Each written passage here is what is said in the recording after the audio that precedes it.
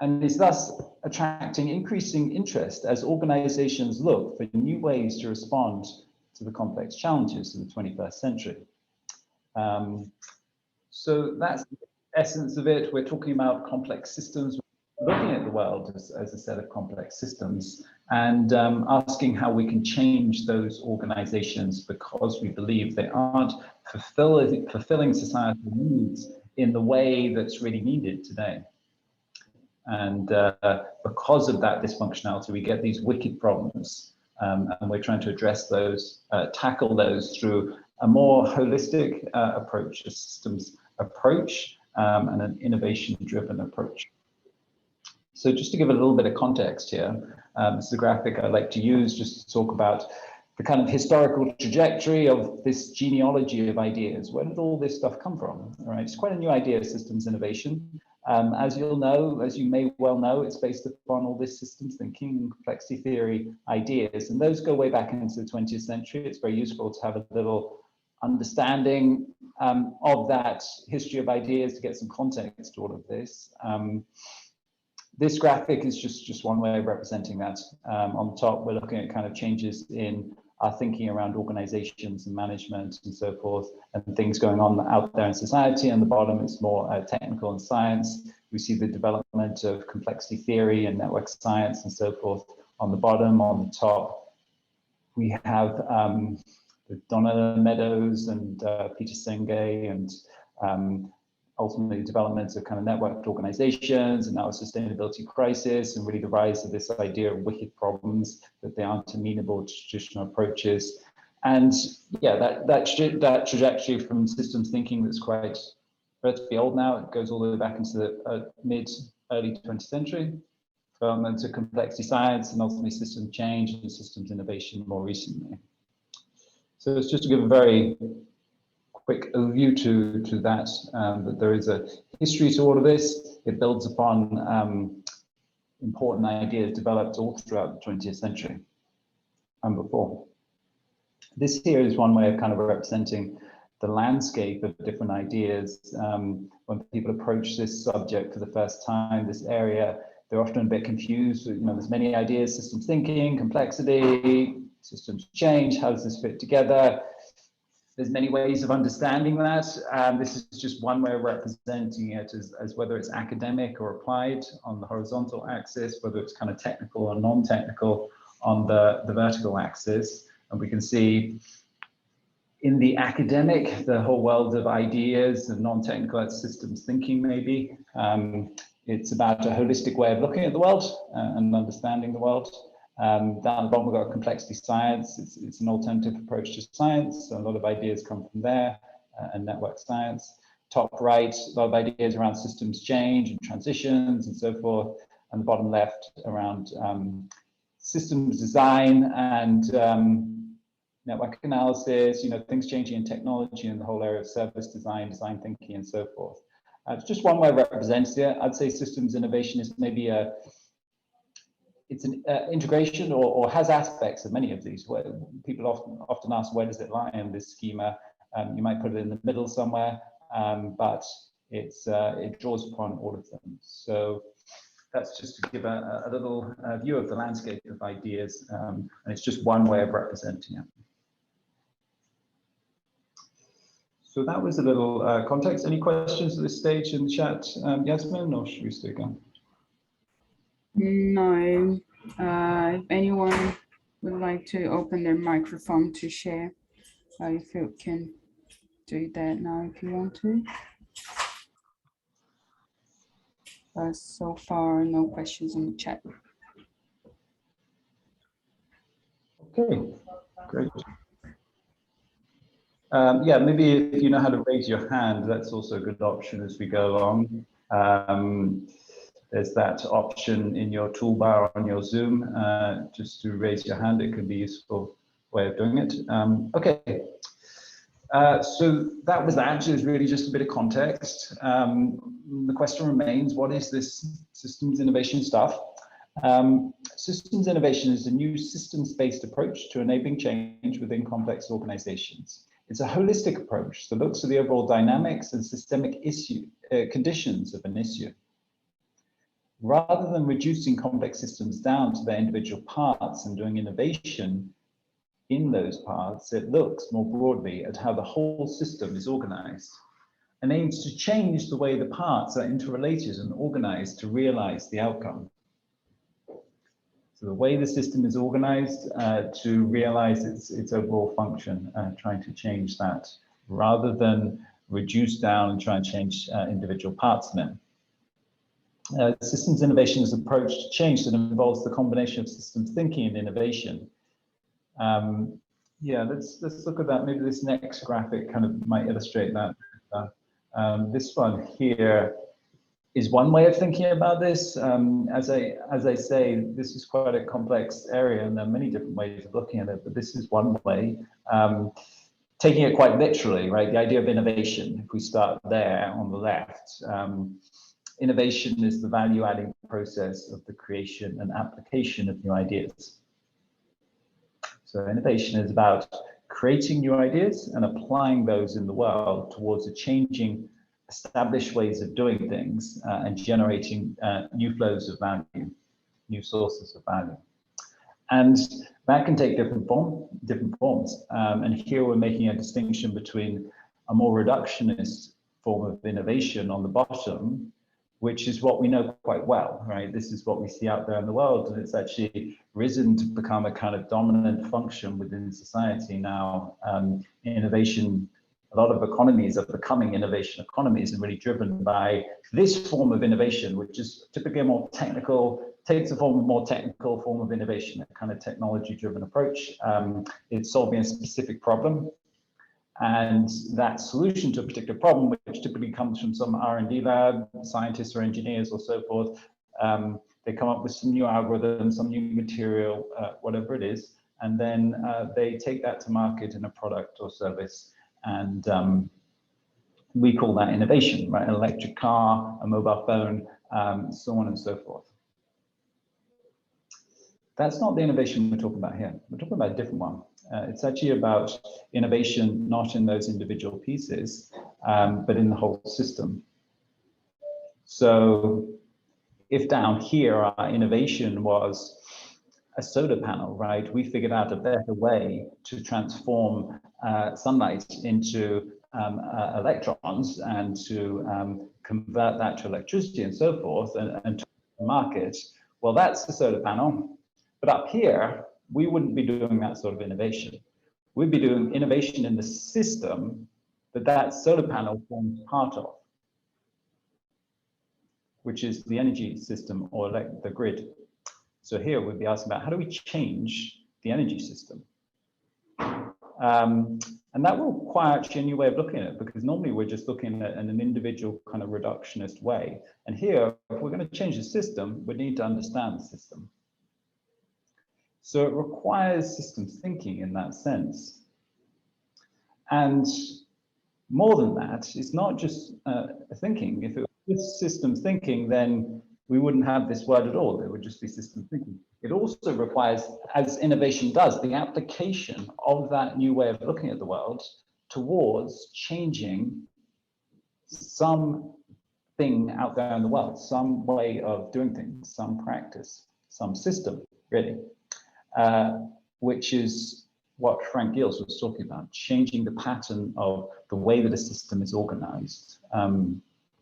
So going back to the analogy of or talking about the electric grid, the energy system, here we would have produced a very efficient, very effective next generation solar panel. That would be our innovation down here.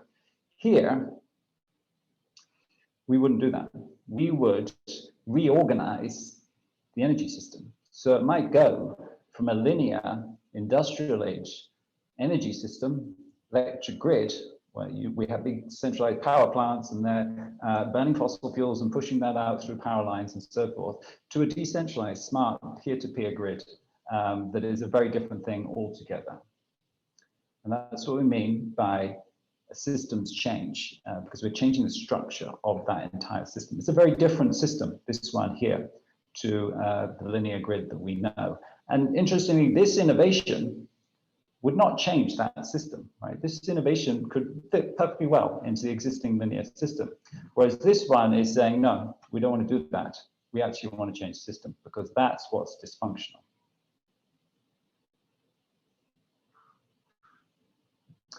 So hopefully that makes sense. I'm going to stay going. If you have questions there, raise your hand, post them on the sticky board, whatever it is, into the chat. We'll get to them in a minute. Let's stay going. Why would we want to do that? Right? It sounds very difficult. In fact, it is very difficult. Systems approach become particularly relevant when dealing with complex challenges. This is because when systems become complex, they become more defined by the interconnections and interdependence and the overall network rather than the properties of the parts. In such a context, we need to change our design and management approach from a logic of dividing and separating things out to a logic of connecting, synergies and integration. So it's actually looking at the system differently, and that's what systems thinking is about, seeing these connections and these patterns. Okay, our traditional analytical view of the world that focused on parts blinds us from looking at the network of relationships between things. Non-linear processes of change in the whole system. We look at the trees and we don't see the forest, and that can be a problem when the whole forest is changing. And when we want to try and change the whole system, when we want to change the system, this kind of reductionist thinking is not going to work well. And it's very much what we're schooled in, this analytical thinking. And that's why we're not very good at this. This is, well, it's a big part of why we're not good at this systems change stuff.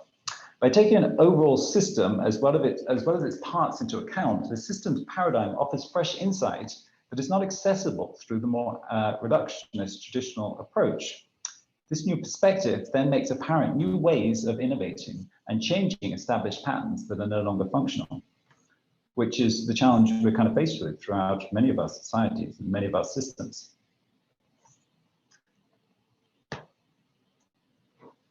So yeah, that's what we're talking about, changing things, shifting that to changing systems. And maybe this looks like this at the moment. We do a lot of innovations, but they're just these individual dots here, right? If we take, I visited San Francisco a couple of years ago, and it's kind of the mecca of innovation.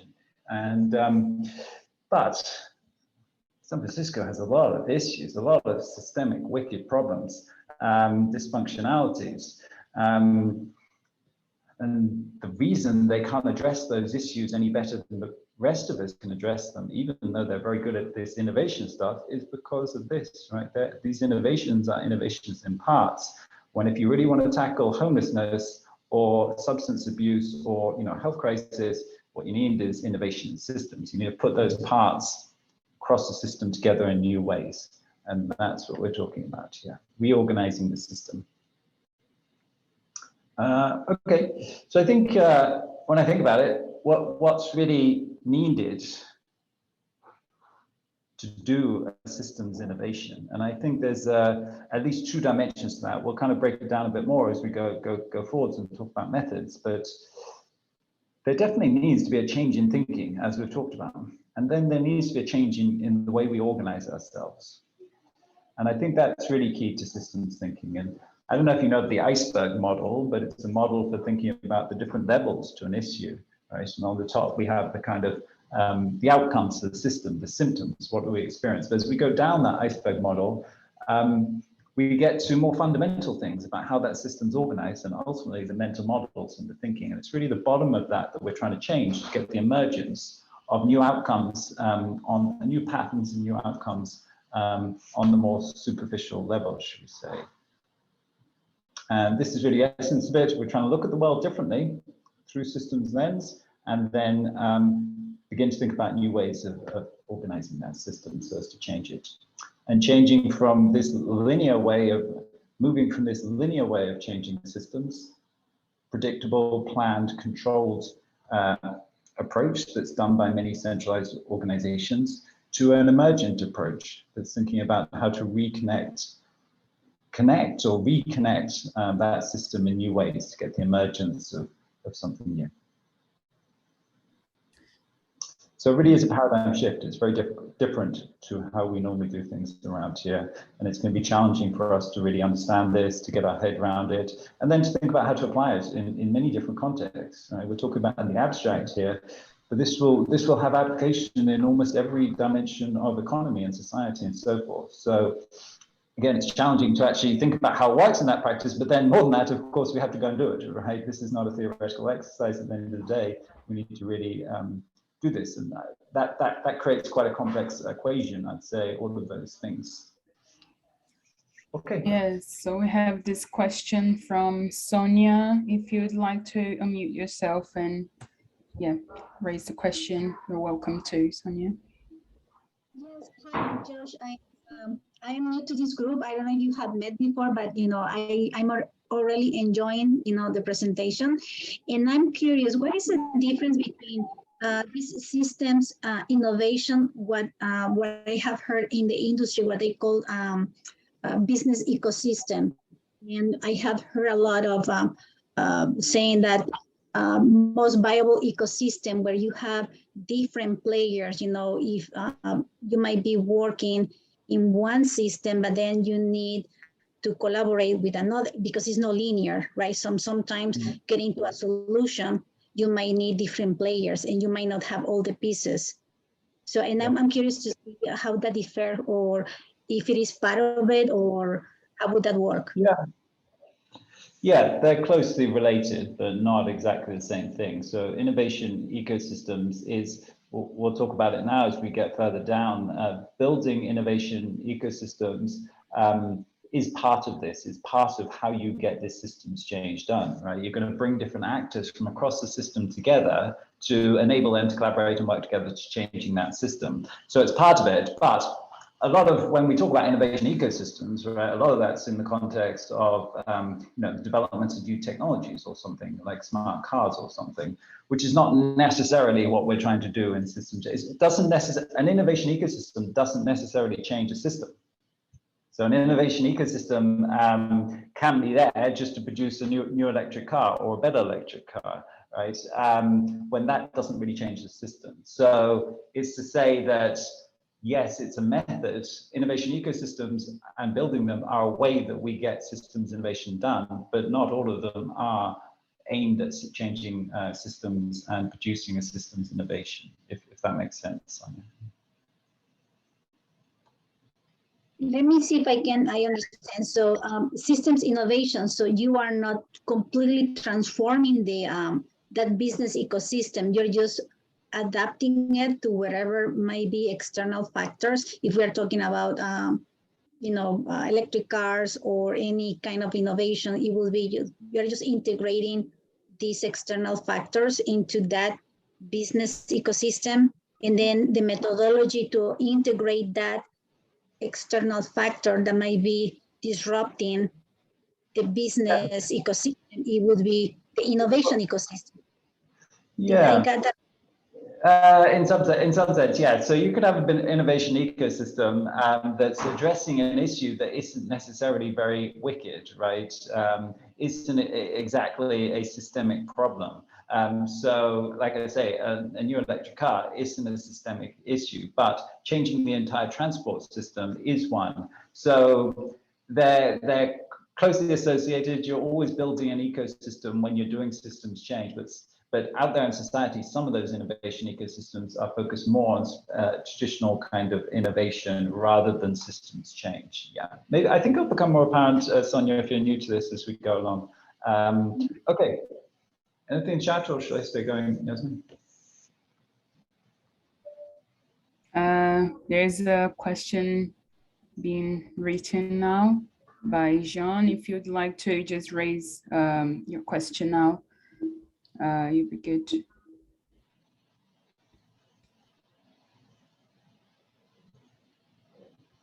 Or we can keep it until the end of this session if he's still composing his question. Yeah, okay. Okay. Let's take on. So let's take some examples. This will definitely should help. This is my favorite that I quite often give, and I find it's the one that people really get an aha moment and say, I kind of get it. But I've got other ones that are more elaborate as we go along. So we're talking about electricity and electric cars and so forth. So an innovation, an electric car is a kind of innovation, but it's an innovation in parts, right? So it's changing this part. We have a transport system, right? And that's a system. And we have a problem with our transport systems. They burn a lot of fossil fuels and they contribute over 10% to global gases, carbon dioxide, greenhouse gases. So we're trying to change those cars to electric cars. And that's an innovation in parts to try and tackle that problem of emissions. But we could have a different kind of innovation there. And here it's this idea of the 15-minute city. So a lot of us get in our cars and drive around because cities are designed in a reductionist way where we separate everything out. And many of us live in suburbs somewhere, and it's a long way to go and get food or to go shopping or go swimming or whatever it is, and we have to make a drive. So the idea here is maybe looking at the context within which this part exists, the system, the transport system of the city, and saying if we redesign that system, the structure of that system, maybe we wouldn't need so many cars to drive around and emit all these gases. So this is the idea of a 15-minute city. We design our cities in a way that we could walk within 15 minutes to everything we need. And that is a change in the structure of the system. And interestingly, it doesn't solve the problem. It dissolves the problem. So this one tries to solve the problem. We've got a problem. Our cars emit too much CO2 gases, greenhouse gases, and that's a problem for us. So this electric car could potentially kind of solve that problem. If we switched all our cars to electric, that could be an innovation, but it's an innovation in parts. Here we're saying, wait a sec, maybe if we change the structure of the whole system this thing forms part of, we wouldn't even need that car. And we might solve a number of problems at the same time, right? For example, congestion. This thing, even though you've innovated in the car, it's still going to be stuck in traffic, right, in many of our cities. This here is potentially going to solve that problem also. So you're changing the structure of the city system to dissolve the problem, changing the system. And you can see this is going to require a different way of thinking, right? The obvious way of trying to solve this problem of greenhouse gases emitted from this car is just to focus on the problem immediately. It's a linear kind of approach, and to change that, to fix that. Here, you're not thinking like that at all. You're looking outside the box. You're looking at the system and thinking about how to change that. And of course, it's going to be more challenging to do that. So that's one example. Another one here is from Glasgow, a city in the north of the UK in Scotland, and they had a major challenge, a major issue with violent crime that persisted all throughout the 20th century, actually. It was a very prolonged, brutal and ugly issue they had in Glasgow as one of the most violent cities in Europe. More recently, they changed their approach. Their traditional approach was well, the one we normally take, which is locking people up, thinking it's the problem with the individuals in that system and saying we should put these people in jail, we should punish them, so on and so forth. More recently, they changed their approach and they take more of a kind of public health approach to this issue. This means dealing with it more like a disease, to deal with the underlying structural aspects rather than the symptoms. Rather than responding to incidents once they happen, the city started to look at preventing the spread of violence in the first place. They started to frame the challenge in new ways, looking at the issue as systemic, involving many different interacting factors. McCluskey starts to form a coalition with partners in housing. So it's this lady who initiated this. So once they started to look at it in that new way and think about addressing it in new ways, instead of focusing on the individual usually young men who they locked up, and looked at it more as a systemic issue in terms of the context those young men are in. Just like that car there, we were looking at that innovation before, we were looking at the context within which the parts existed to change that context. They're doing something similar here. So she started to form a coalition with partners in housing, health, education, employment, and family support services, as well as local community groups and businesses.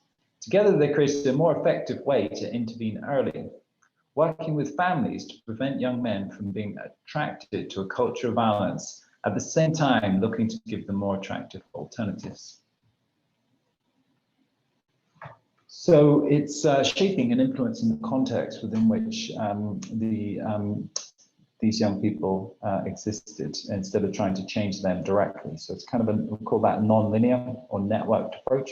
And it gets the idea of an ecosystem also. She had to build, she recognized that the police couldn't solve this problem on their own, which is what they're trying to do in the past. She had to build an ecosystem of people in health and housing, education, employment, you know, a collaborative network platform, and bring them together to address this issue.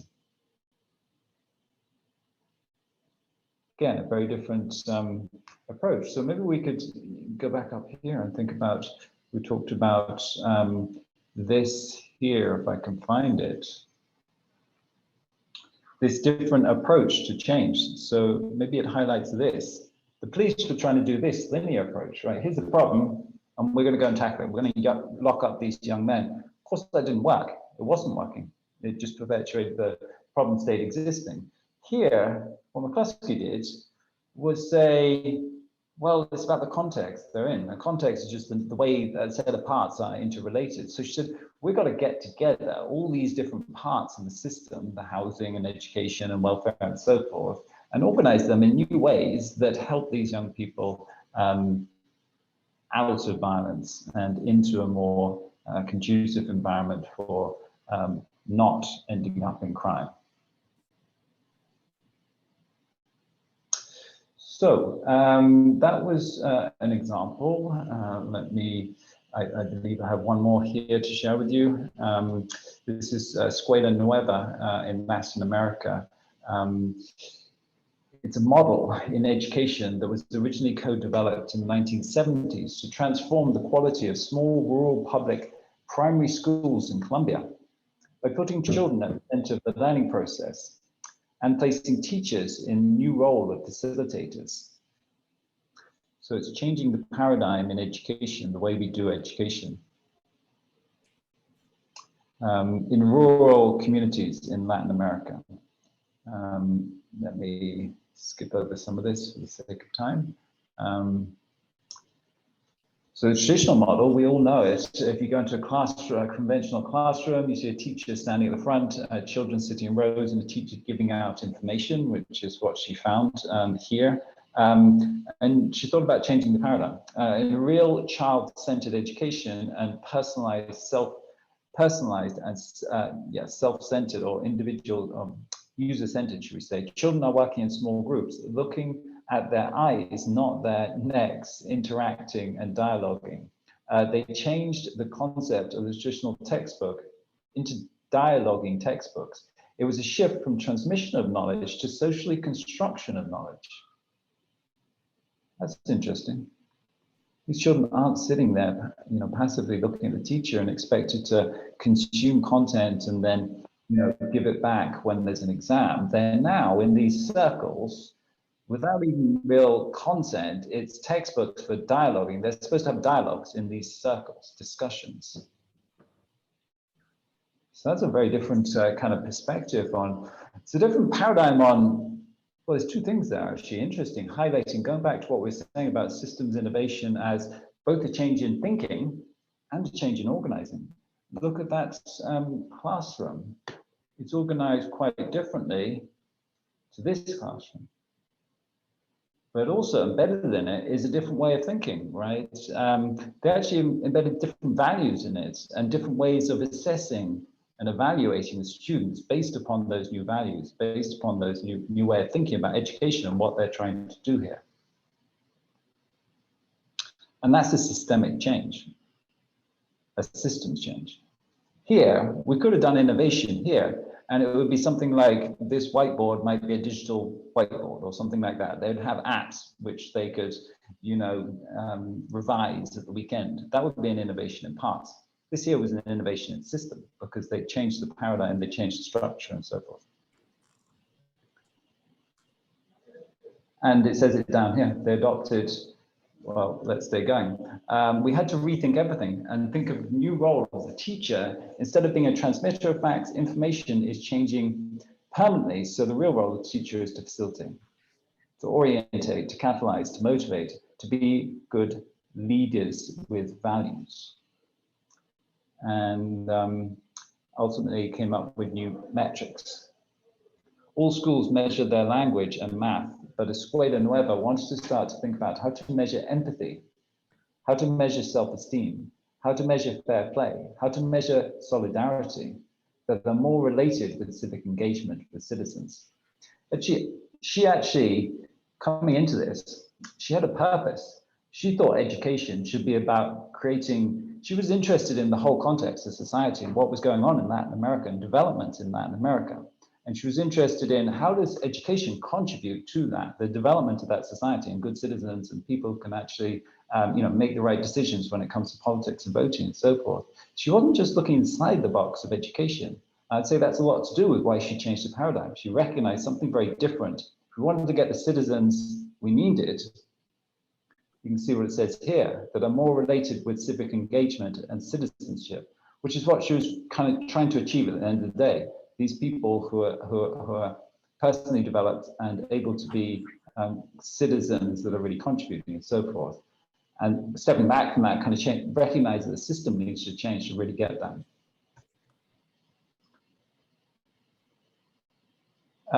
So that's it. It's been a very successful project. Needless to say, it's now replicated in many countries. Hopefully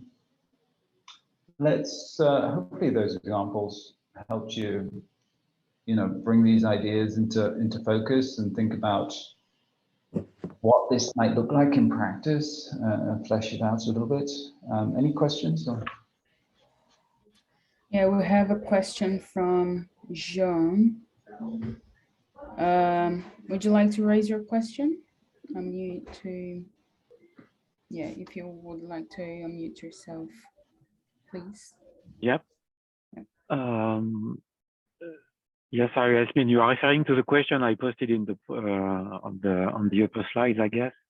So it was more related to the connection that we are drawing into a systems, and maybe how should we think this connection, these interdependencies, and how to characterize them. I mean, are we here referring or talking in terms of flow between element of the systems, or is it more in terms of impact between two elements of a system or something else? I don't know if I'm clear, but yeah, no, I understand what you're saying. You're asking what are the relationships? What are we saying are the relationships between the elements? Yes. And maybe something like this, Jean, if this is a food system, you're asking what are those relationships between the different parts? Is that correct? Yeah. So it really depends on system, right? So if this is a food system, it might be, how's that food actually, how's the physical substance moving around in that system? Or it might be money, right? How's the money flowing around the system? Or it might be information, or it might be whatever it is, water, or transport, should we say, logistics. So it depends on the system is the question, is the answer, Jean, yeah. Yeah, no, thank you. With this example of education, I understand better. For example, this is a transmission of knowledge. I think here would be the connection between two elements of the system. Okay. Yeah, information and ideas exchange. Yeah. Okay. Thank you. Any other questions? We stay going. Oh, hand raised, Meta. Yeah, I was just wondering earlier about, how do I know where the scope ends? Like, how do I know how deep I have to go into the system to get all the points that are connected? And just your example that you showed with the food system, I was missing like the factor of agriculture. You only had the people and I don't know, the people and the consumers and the machineries, but not the planet. And so this for me was like straight away like a point where I would say, okay, so if you look at the system like this, you're missing one really like key factor. And how do you know when you address like a big system, where are the key factors, and can you start changing the system before you know which the key factors are? So Yeah, like, the bigger it gets, the more complicated it gets. And I was wondering if you have like maybe an idea on like, is there ever a finish line when you know I have all the factors in it and now I can start? Or is it like so fluid that new factors come up while you start changing it, and then you see, oh, we forgot these people, or we forgot this factor, and so we have to readjust things like this? So yeah, you're getting to the next point here around methods. How do we go about doing this, and how do we go about representing the system, and how well do we have to, you know, have it represented before we actually go about intervening in it? You had a question there, do we have to do it? Yes, definitely. You have to understand the system before you intervene. So the most important thing to remember is that this is not a theoretical exercise. We're looking at it as a theoretical exercise. In reality, you go out there in the world and you're dealing with a real system, a food system of Estonia, let's say. And in reality, you have finite resources, you have finite time, you have budget, you have people, and so on and so forth. So the answer to your question, again, is it depends. You do what you can do with the resources, the time, the capacities that you have to map it to the extent that you can. Before you feel ready to move forwards. So normally you're bringing actors together, you're helping them to do this map together of the system to create that. But at a certain point, you'll have to say, okay, that time's up. You know, resources are up and we've got enough information, we've done our best, and we think we have a good enough assessment of where you got to the point about where we intervene. We call those leverage points. You have started to understand it well enough to come to some understanding of where might be the best places to intervene given your limited resources, and then you start acting on that. And the whole thing is iterative, right? So you got to, at the end of your question, you're going to stay building this as you go along. It's not a one-shot thing, because Donella Meadows, others talk about it as a dance with the system. It's a constant interaction. Every time you do something, you're learning about the system, and that should feed back to inform your understanding of it and how you're acting. So you're constantly building this. Yeah. Gwen, quickly. Yeah, it was really similar to the previous question in that when you're mapping the system, you can go very deep in every part of that system. Let's say the farm, it's my domain. I work in agriculture and systems design and horticulture and all of that. So farm design, and I know a lot about the farm itself, but then the farm is within a larger system. So it's a subsystem of a larger system. And as you said, sometimes you just can't go as deep in every part of the system, but you find the most important elements. And then you have outside of the system. So you have the system that you showed, and even bigger than that, there's the earth system, there's the city systems, there's the country system where laws and limitations are present. So it's kind of fractal thing that you need to focus on. So just, you know, like you kind of explained it very well, thinking that sometimes you reach your limits and you just need to do the best you can with the information you have. But information is critical on these levels. Yeah, but it speaks to the point that ultimately everything is interconnected, right? Yes. But our brains can't deal with that level of complexity, and our resources are finite. So we do our best in that context. Okay, let's stay going. Next, we're going to talk a bit about methods. How do we go about doing this stuff? Systems innovation. We learned a bit about the ideas there. We actually had a session a couple of days or last week on exploring different methods, which is essentially the process we might use to go about doing this. And we can see here a couple of them that we actually talked about last week, so I won't go into them too much. First one here is from Climate Kick, which is the European Union's largest innovation ecosystem for tackling climate change, and they take a systems innovation approach. And there's 4 stages in that around framing the intent that's getting clear with the stakeholders about what they're trying to do here, because they're normally working with cities and governments and CEOs and so forth. The second one is around defining the intervention strategy. So we map the system that needs change and identify where and how innovation can play a role in catalyzing change dynamics. Thirdly, portfolio orchestration. So they define a set of interventions they might want to make and places to intervene. And intelligence, they sense, learn, and get feedback about that. So yeah, we're not going to go into all of these. We can't delve too far into it. But that is Climate Kick. And just to stay going here, this is another one from a media group. So they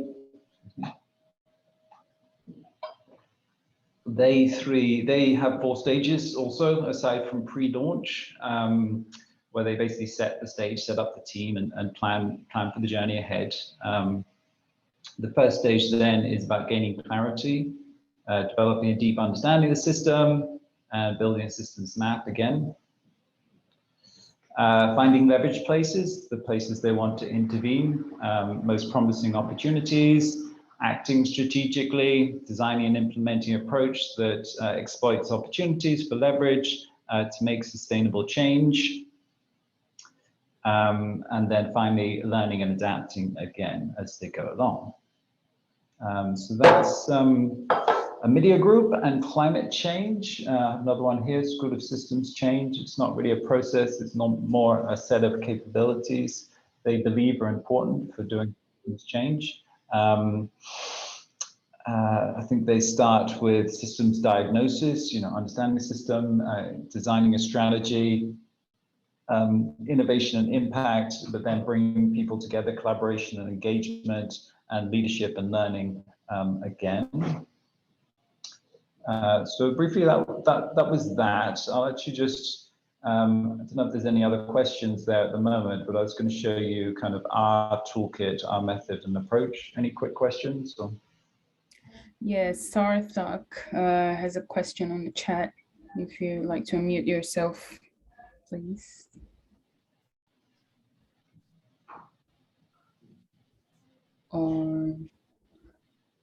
Okay, so I'll quickly read that. His microphone is not working.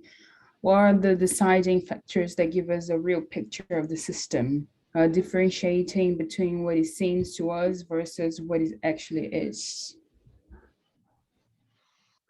Yeah, well, that's part of the whole reason we do this together collaboratively, that in a complex world, our knowledge as individuals is definitely finite, and none of us can really understand or know the whole system. So the whole systems change area is kind of a commitment to doing things, collective action. And part of that is bringing the different people from trying to, again, it's the practical thing. There'll always be limitations in practice, but you're trying to bring different actors and stakeholders from across the system, different perspectives, different views together for them to co-create this map. And your map is essentially the representation of the reality to the best of that system, to the best extent that you can.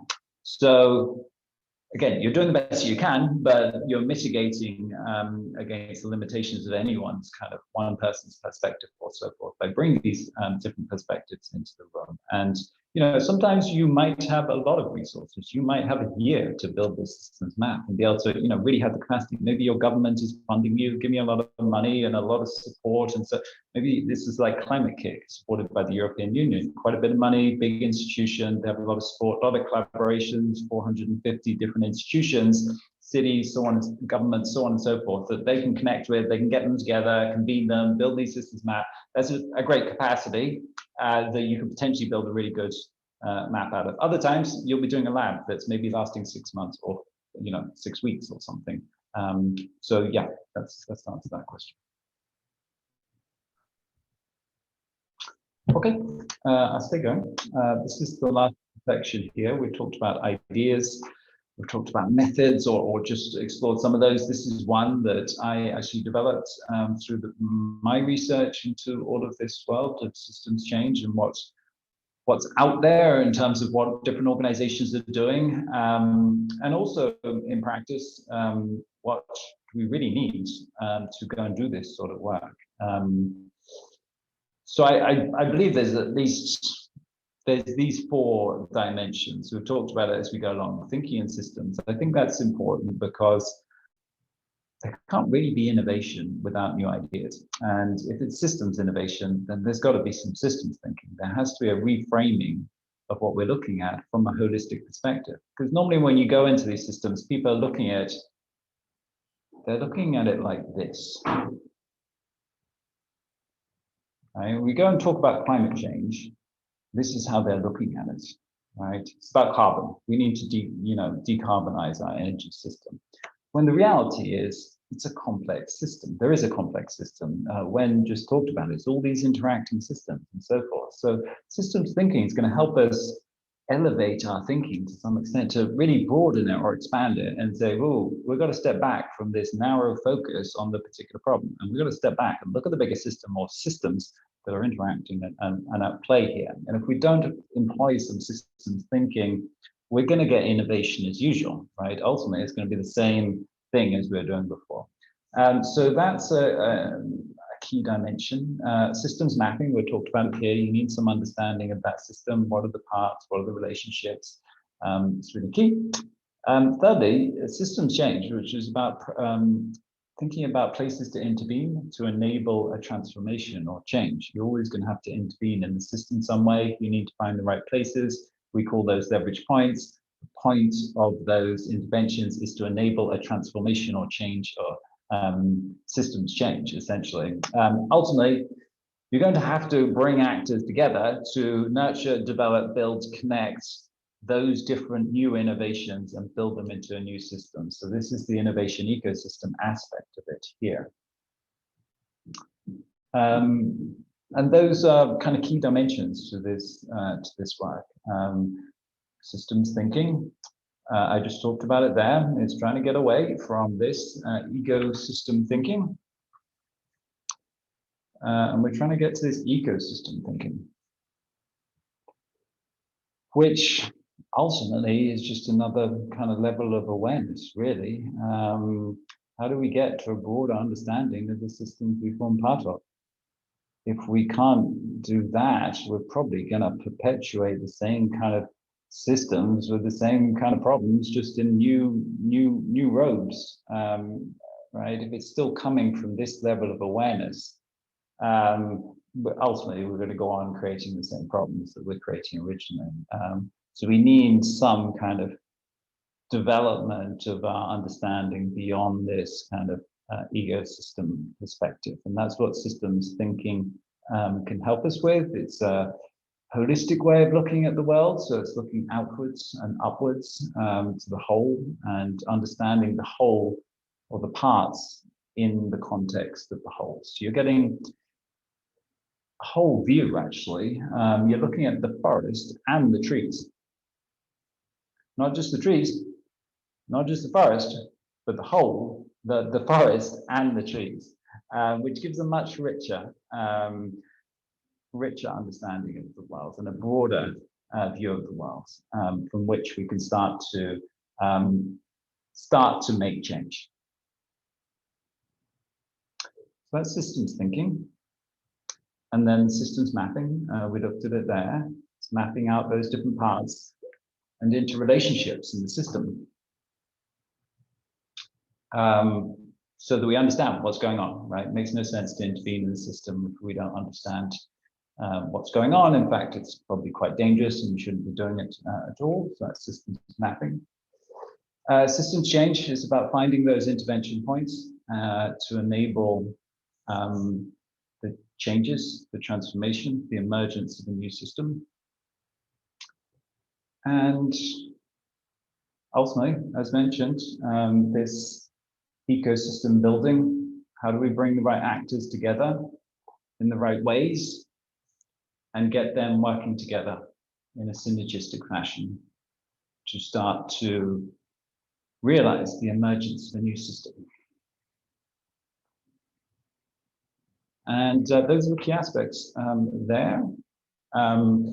Actually, we've run out of time now because we're going to move forwards to our breakout rooms. But just to let you know about future events, we have a learning lab starting in November that explores all of this.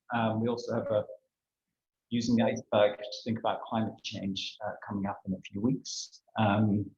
But these are our resources where you can find us, our links, YouTube, and on our channel. At the beginning of this section, you'll find the guides that we talked about today. And if you'd like to leave any feedback, please do so here. I'm going to let Yasmin facilitate the next section where we're doing breakout rooms. Over to you. Yes, thank you, everyone, for being here. And yeah, now we're going to separate you in 3 different groups, and you're going to just discuss about some questions that we put here at the bottom of the mirror board. So yeah, if you're in the room 1, please join the group 1, and if you're in the room 2, the group 2, and so forth. Yes, so soon enough you're going to be allocated in some groups, and hope you have a great discussion there.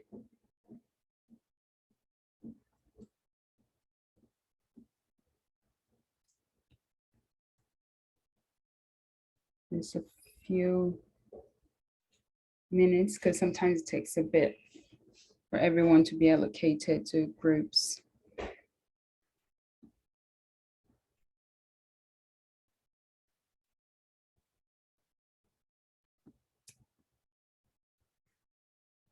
Yes. Okay.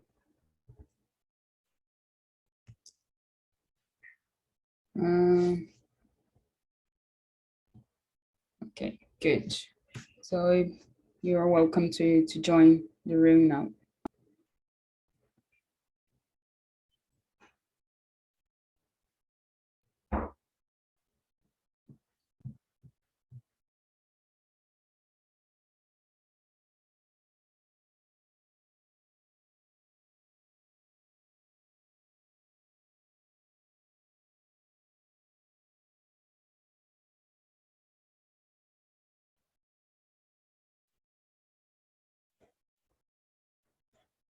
Okay.